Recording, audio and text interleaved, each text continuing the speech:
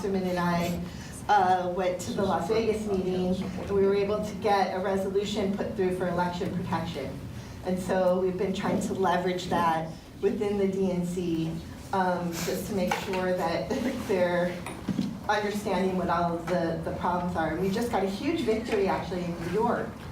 Because one of the things that Harvey talked about when he was here was the ballot images. And so what they do now with these newer machines is they don't actually count the ballot. They take an image of the ballot. It looks like a photograph, right, the machine, and then it counts that. So once it does that, though, we have a record of what's gone through the machine. So what some states were doing, I think it was Georgia, they like deleted the entire hard drive 3 times to make sure those images disappeared for the recount. Wow. So in New York, there was an attorney who filed suit to say these ballot images, because the images are not protected as election materials. And so this is the first time we've gotten it through court where the images actually count now as you know, as ballot, Evidence. of ballot documents that need to be preserved as part of it. So at least we've got one state. And then we'll see, because, you know, we've been seeing them, and that's the problem if there's a recount. If there's not a recount, it's not really an issue, but if there is a recount, and they can, you know, do something with some of those ballots, then it becomes a problem. So that was really good.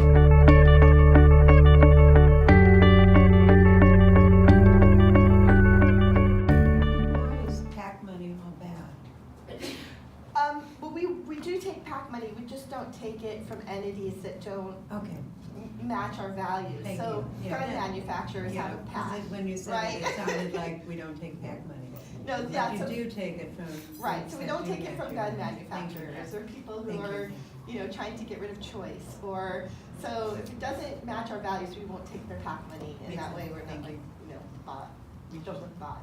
So is there anything in the values that would touch on Wall Street or on arms manufacturers, for example, or on the energy industry, or on? It hasn't come through since I've been on the DNC, and they don't. This is one of the things that I'm trying to work on, which is to create some transparency. So, with the former administration, because when I came in, we now have a new chair in Tom Perras.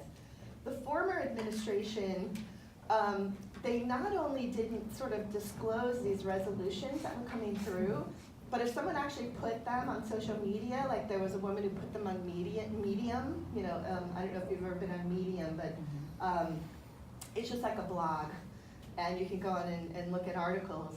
And someone put it on Medium, and they forced her to take it down. And they were like, don't ever list our resolutions and never put anything on there. But I think it's opening up now more. So I don't know if there's a historical record online or that anyone has. Maybe some of the DNC members like keep their packet that show what all the resolutions are. But there's also the platform, so that is online. So we can look at the platform. But since I've been on the DNC, we've never brought that up. Yeah, in the list, you said there's a list that on the resolution that they refuse to take money from. It just says it don't meet our values. And then it said like IE, you know, gun manufacturers, and I think choice was listed. There were a few things, but that wasn't to be exclusive to those. That was just to give an example of the types of things. But it would be that plus anything else that would match our resolutions. So I think you have to go back to the resolutions and maybe the party platform to make the case. Because a lot of times, like even when this stuff passes, you still have to make the case after the fact, right? Because then they take it and you go, whoa, wait a minute, I thought we all agreed to this. So the resolutions, they're not clearly listed, and that particular resolution doesn't list every single one, because then if you missed one, right? So you want to say something like this. Right, okay. But if you missed one, then suddenly everyone's like, wait a minute, you didn't put that in there. So our values, though, that determine who we take money from, that is something that we'd be able to look up ourselves, and that's something that we know? Is that clear? Is that clear yet? I don't think it's clear, because I think that there's a historical record of resolutions that have passed that is not online. Okay. So we have to rely on people who have been at the DNC for a while Yeah. and who pay attention to resolutions, because not everyone who goes into the DNC is putting through resolutions or cares about resolutions. Some people are focused on rules, and I'm gonna get to rules next. Yeah, but isn't there also, it sounds like you're getting some good things done at that level, but don't they have the same level with the electeds not necessarily, and the candidates not necessarily following the platform of the resolution? Sure. Just like we have here in California? The platform is a little different. So they may not, it's true that candidates or elected officials may not follow the resolutions. The platform, however, is designed with a presidential nominee in mind. So that meant that when it became apparent that it was going to be Clinton or Sanders, right? When that became apparent, the two teams got together, and the platform committee was made up of people that Clinton put in and Sanders put in.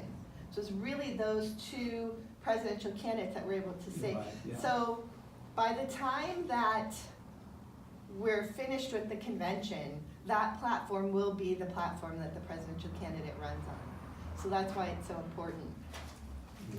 And Clinton had more people in the room Right. than Sanders because Yeah. she had more people who had But voted she for did her.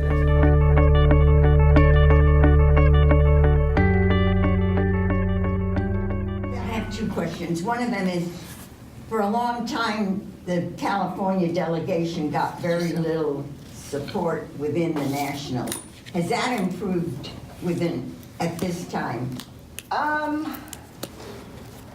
Yeah, I don't know if that's true now that I'm in there. I don't know if it's true that they didn't get support. I think that it depends on the issue, first of all, and we're not all together in what we think we need going forward. And there are some members of the delegation that just want to focus exclusively on rules, and there are others who want to focus on, more on policy issues, as well as rules. And so there's never been a time since I've been part of the DNC that everyone has said, oh, we're all going to try to get this passed. Like even with Christine's resolution, I was clearly supporting it. Some other members were clearly supporting it. There were other members who just didn't support it. So we're not necessarily like a cohesive group in terms of moving forward.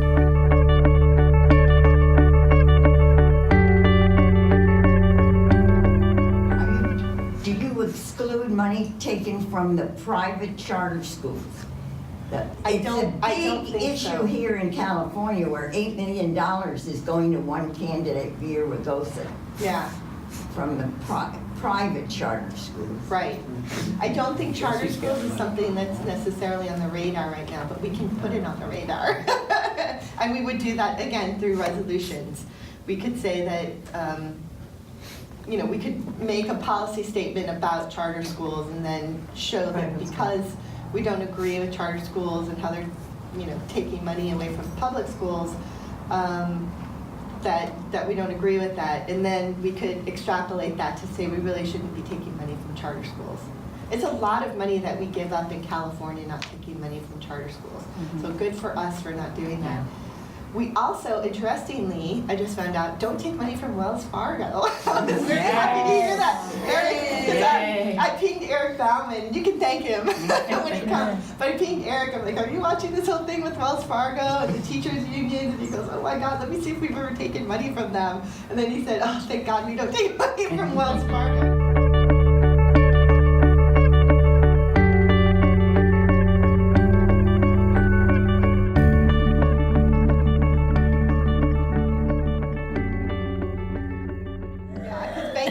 How did they ever offer us So let me get to the rules part of it. So a lot of you, some of you may have attended. Did anyone here attend the convention, the DNC, the Democratic National? You were there, didn't you? No, Philadelphia. Oh, okay. So a lot of you probably saw there was controversy over issues like the TPP. You could see people holding up signs that said no TPP. But there's also controversy over superdelegates. So if you don't know what a superdelegate is, I'm considered a superdelegate. And this means that as a superdelegate, I am able to cast a vote over and above everyone else who's voting, and make whatever decision I want to make on a candidate. So normally, like if any of you wanted to go to the convention, you would pick a candidate, Bernie Sanders, Hillary Clinton. For this group, I would guess mostly Bernie Sanders, some Clinton. And basically, you would run within your district caucus, which is divided up by congressional district, and you would probably get with a bunch of other people who were running and form a slate, and you would run. And if you placed in the top whatever, within the same percentage that your presidential candidate got, then you would be able to become a delegate, go to the convention and cast your vote. And it's all very clear. You run as a delegate for a presidential candidate, you cast your vote for that presidential candidate on the first vote, and there may be more than one vote. So the superdelegates, which are people who are elected from here, elected from the executive board of the California Democratic Party, it's also members of the congressional delegation. So the Democratic caucus of Congress get together and they decide who is going to represent them. And they have it's probably like 3/5 probably of Congress get delegates in as superdelegates. So we're all sort of up here casting our vote however we want. So the problem is that if you tell the media, or in this case, Real Clear Politics, which is like calling all these superdelegates going, who are you going to support, who are you going to support? Before the vote even happens in a particular state, they know how many superdelegates are going to be cast for a specific candidate. It's before the primary even happens. Before the primary. So what's happening in the last election, and what has happened in other elections, but we had a real fight this time because we had two candidates who were fairly close in terms of votes. What was happening was these media outlets were calling these superdelegates and going, do you support Clinton or Sanders? And then they were casting them as if the vote already happened. And they would say, oh, Clinton has 12 superdelegates and Bernie has 3. And then they were tallying up all these superdelegates to see how things were trending. And just for full disclosure, the superdelegates did not carry Clinton over for the nomination. So if you had taken out all those superdelegates, Clinton still would have won that nomination. I've gone through and actually run those numbers to see if that was the case. However, what people have said is that, well, it showed that she was trending as the winner. And so when you're doing that, then you don't know how individuals within the state are going to cast ballots. So this led to the rigging of the election, right? So people were, and then there were other things going on internally that Donna Brazil outlined in her book, which you can read about. And I found it completely fascinating in terms of what was going on internally. But this is a problem, right? Because what happens if you have this layer above everyone else that's voting however they want, they may pick, ultimately, the candidate that's not going to be able to win against the Republican candidate. And that's a problem, right? Didn't necessarily happen this time, but you can see that if you're showing it trending It that did way, happen this time because she couldn't win. Yeah. well, she didn't win, but I'm just saying that even if you took the superdelegates out, she still would have won that nomination. Yeah, but I think that the fact that the But the fact that it superdelegates was that would trending. affected other people's votes. Right. So that's And they picked the right. wrong So that candidate. is. So that's As far what's as winning. right. So that's what's really going on. That's the theory, is that it affected how people were voting online. It's well, let's have a clear winner here. So there have been a number. Oh, go Because ahead. people like to vote for the It winner. affected the media. Right, Yeah, it the media. definitely affected media and coverage. So based on that happening, there's a huge uproar. They decided to create something called the Unity Reform Commission. And this is basically a commission that's almost equal between Clinton supporters and Bernie Sanders supporters. They both have appointments. It's skewed 3 more for Clinton, but that really didn't seem to be a problem within the committee. They were not so far apart that they couldn't come together on these issues. So they recommended, their basic recommendation was that we should take the superdelegates, some of them, not all of us, but the ones that are elected, and basically force them to vote based on the percentage of the vote within the state. So that's not so bad actually, because it basically puts the voters in California in control of these elected DNC members. And so there was a little bit of internal conflict, like even within our delegation, because there were members, well, okay, so there were a few things where some of our DNC members like, whoa. One is, I think for people who've been around for a while, they like to be wined and dined by the presidential candidates, and then it's like, well, if I don't have a vote or my vote is told to me by the voters, then I lose power here to negotiate whatever I want to negotiate. And it may not be personal negotiation, it may be something on issues. Maybe they want to talk to the presidential candidate about certain issues, and suddenly the presidential candidate won't come to them. I personally don't need that. I kind of feel like I'll be at the convention, I'll probably be invited to see most of the presidential candidates and have an opportunity to talk to them. So that's not really an issue for me. I'm fine with the voters being in control of that. And then a second, so there's a writer with Daily Coast who's also a DNC member who came up with a second idea. And this idea was to say, okay, oh, and the other problem is that the congressional representatives that I told you about who are superdelegates would still be able to vote any way they want. So it would only affect like a portion of the superdelegates because they didn't think the congressional delegates would ever go for having their vote taken away. And their feeling is that they should always be able to be negotiating, I guess, with the presidential candidate. So then the second option, which was developed by this guy Mark from Daily Codes, was that none of the superdelegates at all should vote on that first vote. And the way that it works for voting, and we haven't really seen a second vote, we would have gone into a second vote if Bobby Kennedy hadn't been killed because there were enough candidates still in the race by the time we were headed for the convention. But the way it works is that if on the first vote, no candidate gets the 271 votes, and in this case it would be less votes because if you take out the superdelegates, it's fewer. But if no candidate can reach that threshold, they go to a second vote. So this second proposal now is that none of the superdelegates, including congressional representatives, will vote on the first ballot. So the first ballot will just be representatives or delegates who come in who support the candidates. And this is, so at the last DNC meeting, what we voted on was just to accept the report of the Unity Reform Commission without sort of debating what was in it. And now we're going to move to that stage for the next meeting, which is coming up in July. And so it'll be interesting because now we have two proposals. I have a third proposal, which I'm not necessarily going to put through because A, it undermines the Unity Reform Commission, and B, we're not ready for this yet for whatever reason. But my general feeling is that if you get rid of superdelegates altogether, this system, which doesn't mean that I don't get to go and still represent my state or vote, whatever, but if you got rid of this layer and you added people at the congressional district level, all these people up here could either run for these extra positions, right? Just go, say, this is the candidate that I represent.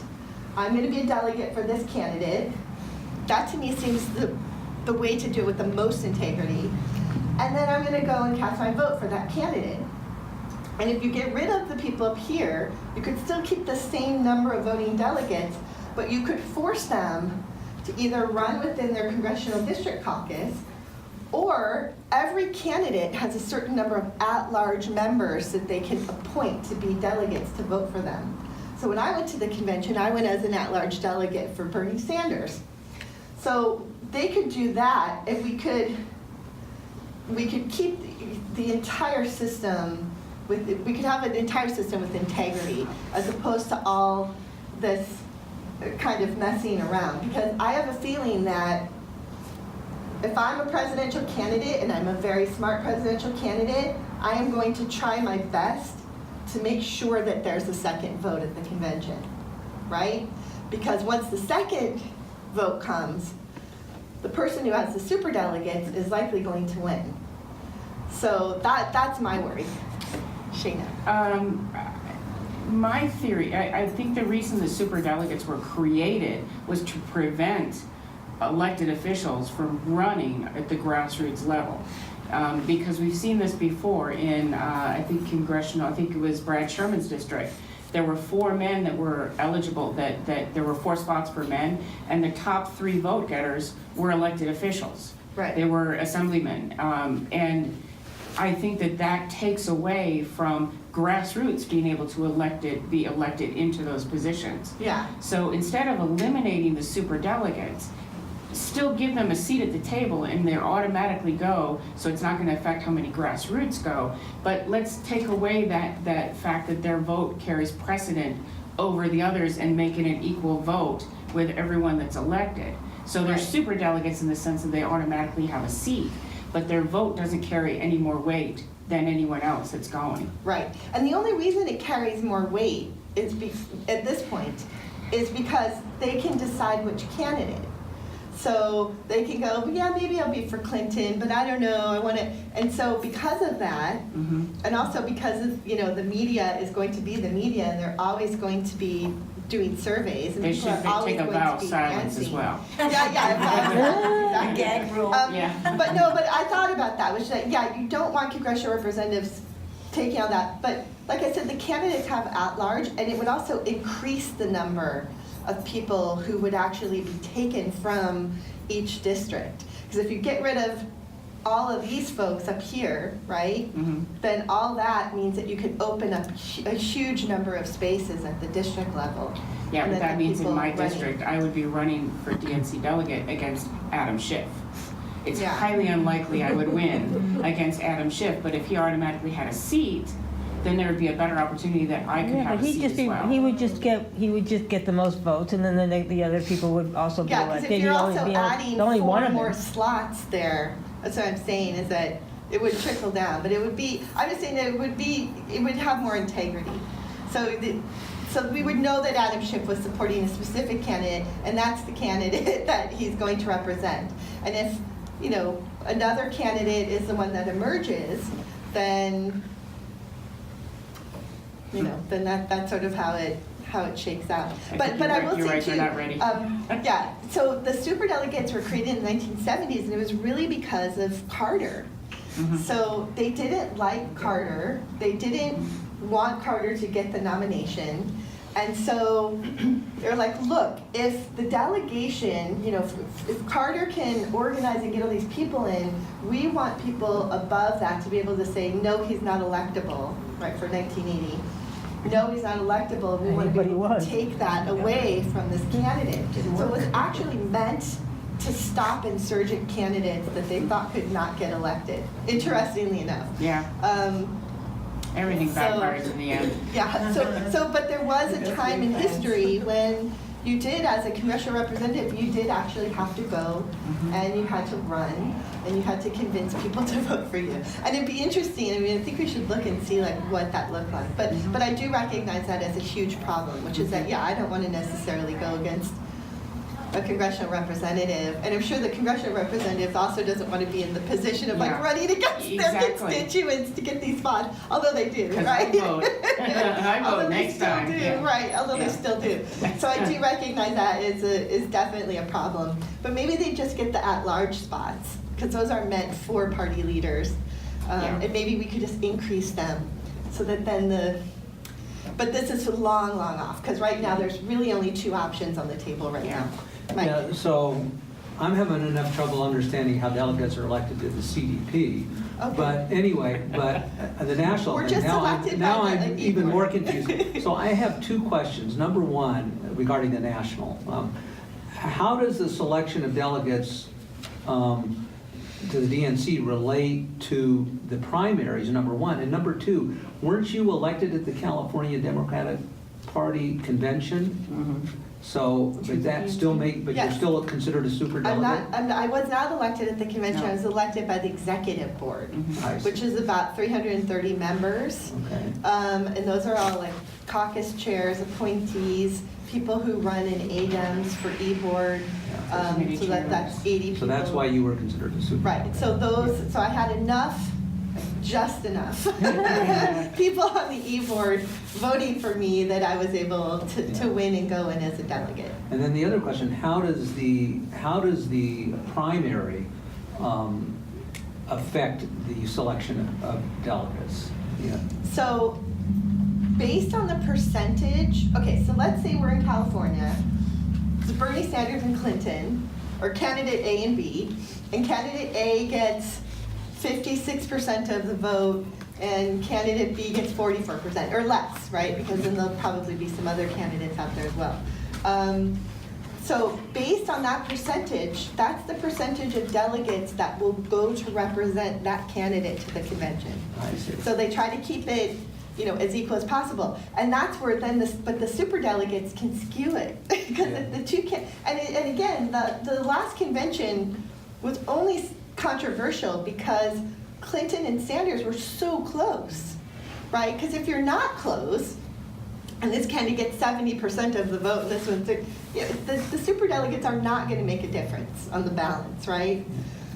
But if you're this close, and then you've got like 55 superdelegates, then you can see that this candidate is going to do this. And then that's where people go, wait a minute, this is really unfair because they're not, other than the fact that we're elected by the executive board of the California Democratic Party, where's the oversight, where's the accountability, where you could just do whatever you want. Yeah, so and they're afraid that some people are making these decisions based on personal reasons, like they're consultants, and they want to get on the campaign, and they want to get paid, and so they're making a deal, right, on the side for themselves. So that's a problem. And then other people, if you don't know. So once the primary happens and you get this percentage for each of the candidates, then is that when you go to these separate elections to actually elect the delegates? So a lot of times you're elected before you know what the percentage is for the primary. And so the timeline for that is all worked out in this plan that the CDP creates and that we all have an opportunity to go to. There's like a hearing and we can tell them, hey, we don't think this is going to work or this is going to work or whatever. But typically we get chosen beforehand. And so let's say each candidate will get 7 delegates, right, that'll get elected at the congressional level. They won't all go. Right. So it'll depend. So if you have 7 delegates and you get 100% of your district, all 7 of your delegates will go, and then for candidate B, none of them will go. So that would be the extreme. But usually it's some candidates here and some delegates on this side, and some delegates on this side will be able to go based on the percentage that they get. Typically, we have these elections at the district level prior to the primary, so we don't know how many people are actually going to be able to go. So the Republican Party doesn't have any superdelegates. That's right. And that's how Trump got elected. And that's probably an argument the Democratic Party makes, that look what happened with the Republicans, and now we have a maniac in the White House, and we don't want that to happen. But I agree that Democrats aren't as crazy as Republicans. Yeah, and that argument has been made public, actually. So that's actually a public discussion that's going on based on Trump getting elected, and there wasn't a mechanism within the Republican Party to pull that endorsement and to say, no, we want someone else. Although now I think they're happy, and basically they wanted to pull it because they didn't think he was electable. But now at this point, and now that if you guys saw the Rasmussen poll, he's at 49% now, favorability, if you can believe it. If you can believe it, he's at 49% favorability. This was before us striking Syria with missiles. So, yeah. That's another reason why I'm not an advocate for having elected officials run at the grassroots level with the rest of us. Because if 7 people are elected and the top 4 are elected officials and only 4 get to go, then you've completely shut out the grassroots. Although in the case that I'm saying, if all those spots were filled out, in that case, you would have more delegates going, right? Because you could have more representatives. It's only because the superdelegates are taking all these slots up here that more That people there are don't fewer go. that are running. So what Yeah, Susie's there are saying is fewer that there could be actually 10 go. So it evens out. there could So be it 10 doesn't even out, delegates yeah. and 4 superdelegates. If the superdelegates had to run, there would be 14 slots to run for. But I think you're right, I'm not really comfortable with congressional representatives running against, grassroots constituents. But I do think we might be able to work something out on the at-large appointments, so that you could increase the number of at-large appointments for the candidates.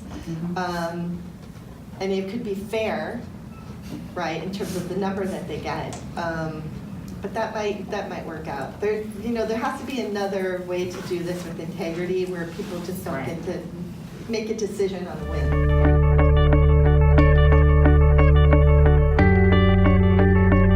By the way, I really want to commend you for being respectful of the Unity Committee and not wanting to suggest something that would undermine them, because we all need to work together, and that's Yeah. really, a lot of people would just bully through anyway. Yeah. So thank you for representing us sure, in a yeah. manner that actually is focused on getting something accomplished. Yeah, because they worked really, they Ross worked had- for a Ross year had and a a I half. just wanted to point out that, for people that don't know, that I just wanted them to know that this was Shauna Inglesby, and she's the chair of the Yeah, Democratic Party in Dipset, San our Francisco. Democratic Party San Fernando So Valley. Ross had a Thank question, you. Susie. So is my Yes. understanding that the commission report went to the DNC Rules Committee? Did Yes. they ever act on it? No, so the only thing that we did was to accept the report, so it's still in debate. In the Rules terms of Committee? what rules will actually go to the floor for the DNC is still being debated right now. And at the here in California, at the county level or the state level, have they taken any position on the commission report? No, so the Or Progressive any of the Caucus, committees? Yeah. so I'm a member of the Progressive Caucus, I'm the Southern California Vice Chair, and so we did circulate a petition among DNC members to get them to sign on to support the Unity Commission. I think only 4 of us signed that. I know I signed it, Maxine signed it, Barbara Lee signed it, Christine Pelosi signed it. Actually, no, there were. What about Keith Ellison? He didn't sign No, just for California, talking about the California delegation. I think there were only 4 or 5 because the other members were making the point that, well, we don't know what's gonna come to the floor. So until we know what's gonna come to the floor, we don't wanna say for sure that this is what we're gonna vote for. I mean, it's a And that's a good justifiable thing. argument. That's It's a a good thing. justifiable Did the argument. autopsy come up at all? Well, not in the, no, but yes, so there was an autopsy report, that Karen Bernal and Norman Solomon and a few other people worked on to basically say this is why we lost the election in 2016. And they have met with members of the DNC. So, yes.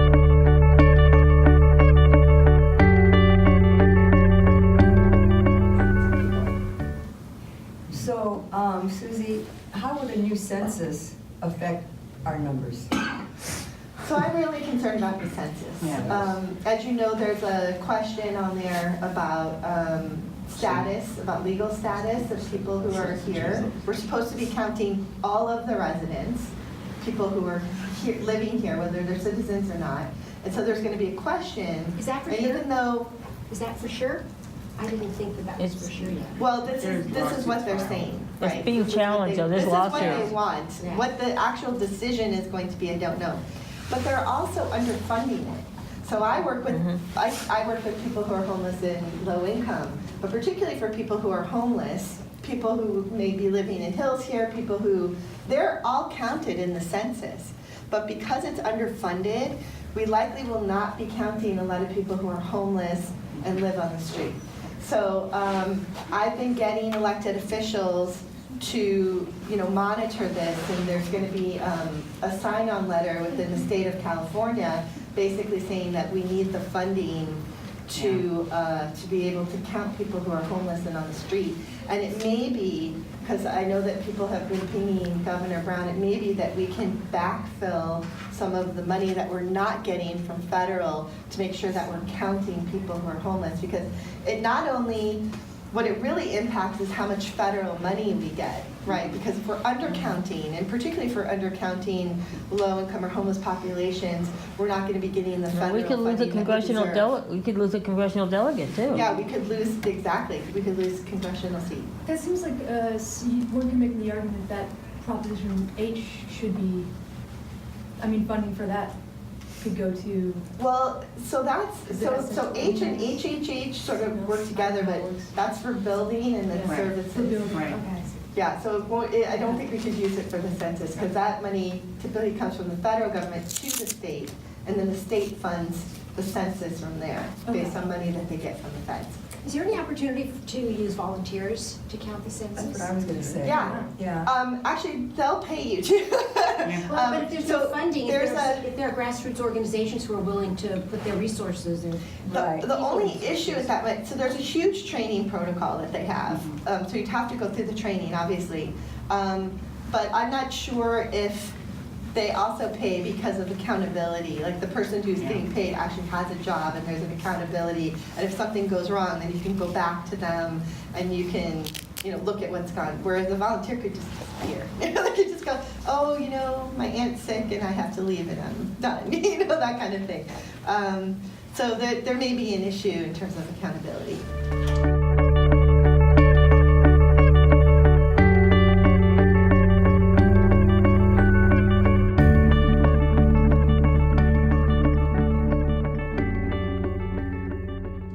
Have they settled that issue of where the inmates of a prison get the votes so that the money goes to the area of the prison where they really came from, LA or some Yeah, other- I don't think that issue's been settled. But I'm yeah, I saw that in registering the prison, paper. I'm registering with ACLU prison population who have not been charged yet. They're just in a holding cell.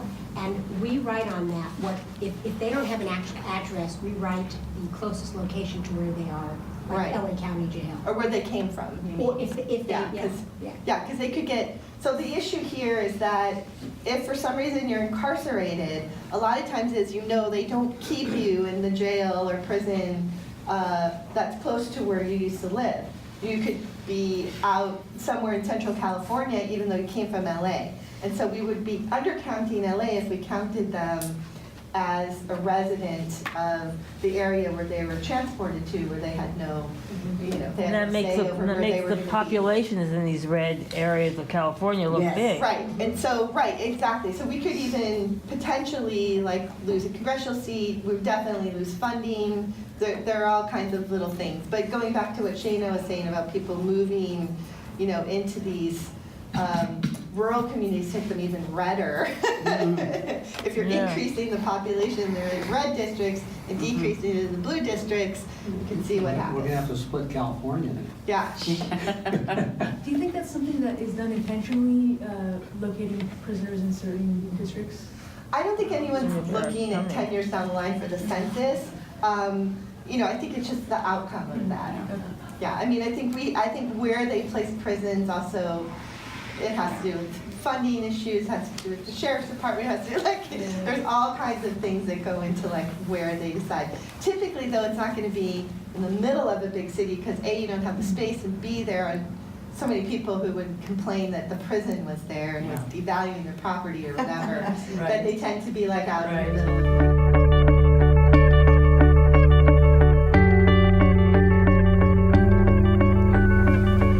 I'm gonna ask you a political question, kind of foreshadows what I wanted, and if it's too much off topic, then just tell me. But it kind of foreshadows what I wanted to ask Eric. We're gonna be all excited about electing Democrats and taking back the House and maybe even the Senate, okay? And it's easy for Democrats to talk about Trump and gun control and immigration rights and women's rights and LGBT rights and all that, and they're important issues.